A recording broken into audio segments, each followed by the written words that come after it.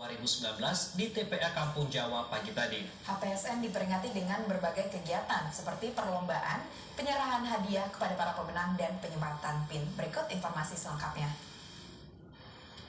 Sebelum pembukaan, serangkaian kegiatan diadakan seperti gotong royong di sekitar TPA Kampung Jawa, Banda Aceh, penimbangan sampah hasil gotong royong, edukasi pengolahan sampah plastik melalui proses pirolisis, demo pemanfaatan gas metan, dan lomba 3R. Sedangkan kepala dinas, akademisi dunia usaha, praktisi, dan tokoh masyarakat mengadakan dialog dengan tema kelola sampah untuk hidup bersih, sehat, dan bernilai. Wali Kota Banda Aceh Aminullah Usman mengatakan, Hari Peduli Sampah Nasional merupakan momentum semua pihak untuk ikut ambil bagian dalam aksi nyata kepedulian terhadap isu persampahan.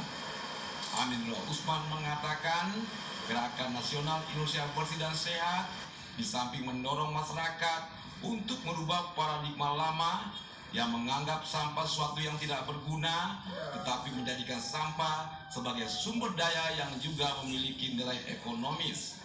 Terkait upaya penanganan dan pengurangan sampah, pemerintah Kota Banda Aceh telah menyusun dokumen kebijakan dan strategi pengelolaan sampah.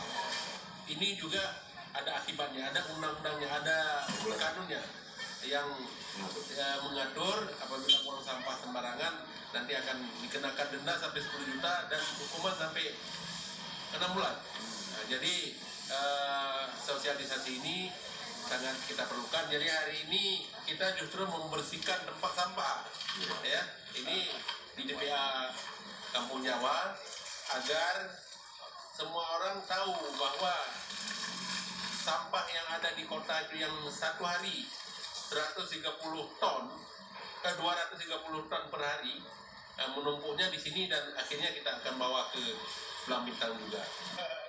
Pada kesempatan yang sama, DLHK 2 menyematkan PIN untuk sekolah, instansi pemerintah swasta, dan perguruan tinggi bebas sampah. Tim Liputan TVRI melaporkan.